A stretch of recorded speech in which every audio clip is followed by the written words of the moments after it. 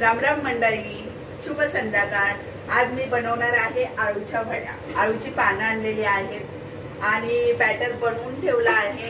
हे चण्याचं पीठ आहे, ऍक्च्युली चण्याची डाळ घातलेली, त्याला ग्राइंड करून त्याचे असं बॅटर केलेलं आहे। त्याच्यामध्ये अद्रक, लसूण, मिरची, जिरा, हळद आणि मेन इम्पॉर्टंट म्हणजे लिंबू। लिंबू खूप इम्पॉर्टंट असतं, कारण लिंबू नसेल ना तर ह्या पानांची आपल्याला खाताना ना घशामध्ये जळजळ होणार, त्यामुळे लिंबू ना सगळ्यात महत्त्वाचं असतं। हे बॅटर आपण अशा पद्धतीने करून घ्यायचं, म्हणजे ते पानांना बरोबर चिकटलं गेलं पाहिजे। आज ऍक्च्युली मला कुकिंग करायचा बिलकुल मूड नव्हता, पण म्हटलं चला बाहेर खूप पाऊस पडतोय तर छान आळूच्या वड्या बनवूया। तर ही पानं पहिली मी धुवून घेते। या आहेत आळूची पानं, ह्याला पहिलं स्वच्छ धुवून घ्यायचे, कारण हे एकदम चिखलामध्ये येतं, त्यामुळे आपण त्याचे देठ काढून घेतलेत। हे इथे देठ असतं, देठ काढून घेतलेत आणि ह्या प्रत्येक पानाला असं स्वच्छ धुवून घ्यायचं। आळूच्या पानाला असं उलटं एका मोठ्या भांड्यावर ठेवून आपण असं बॅटर लावून घ्यायचा।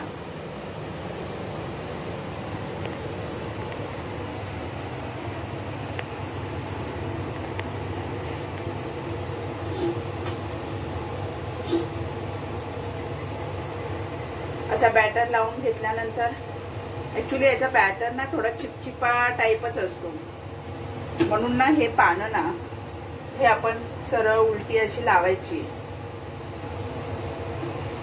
आणि बॅटर लावत राहायचं। अशी 4-5 पानं घ्यायची आणि एकत्र एकावर ठेवून त्याचा रोल करायचा।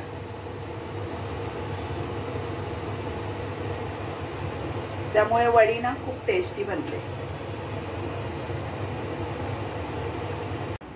आळूच्या पानांना ना आता बॅटर लावून झालेलं आहे।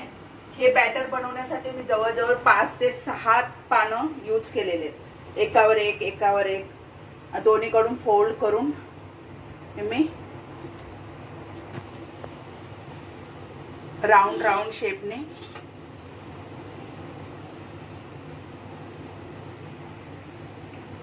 आळूच्या वडीसारखा शेप देत आहे। बघा, पाहता ना हे आळूच्या वडीचा शेप। आता मोस्ट इम्पॉर्टंट, टोपामध्ये पाणी घ्यायचं हाफ, आणि ही जाळी असते ह्याच्यामध्ये आपण स्टीम करायचं। ह्या जाळीला पहिलं ऑइल लावून घ्यायचं। ऑइल लावल्यानंतर हे जे आपण बनवलेलं आहे ते स्टीम द्यायला ठेवायचं। लास्टचा पण रोल झालेला आहे, आता मी याला स्टीम करायला ठेवणार आहे। मग तेवढे आळूची पानं होते, हे 3 राऊंड झालेत। आता ह्या पाण्यामध्ये लेमन टाकायचं आणि ह्याला स्टीम द्यायचं। ह्या भांड्याला पहिलं ऑइल लावून घ्यायचं, म्हणजे चिकटणार नाही आपली वडी आणि व्यवस्थित स्टीम होईल। चला बघूया आळूची वडी शिजली आहे का। वाव, मस्त झाली आहे, शिजली आहे। ऍक्च्युली कसं शिजलं कसं कळतं, हे आपण असं चेक केलं ना की इथे ना पीठ नाही लागलं पाहिजे, म्हणजे व्यवस्थित आळू वडी शिजलेली आहे। त्याला थंड करून आपण फ्राय करूया। आळू वडीचा रोल आता थंड झालेला आहे, बघा कसा झालेला आहे, किती छान स्टीम झालेला आहे, पूर्ण कवर बेसन। आता हे जे आपण ना काप करून घेऊया।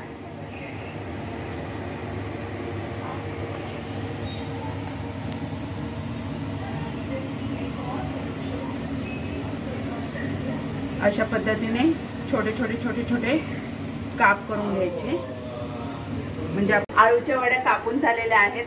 पाहताना कसा शेप असतो त्याचा।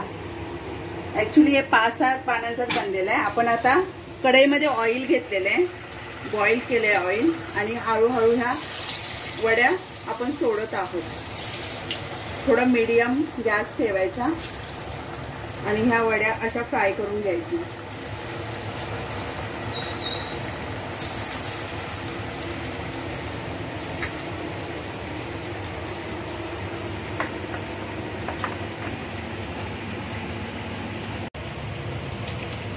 बाहेर मस्त रिमझिम पाऊस पडतोय आणि इथे आळू वड्यांचा असा खमंग वास येतोय.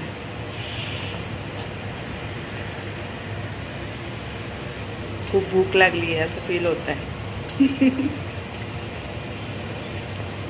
खरंच वडी फ्राय करून झालेली आहे.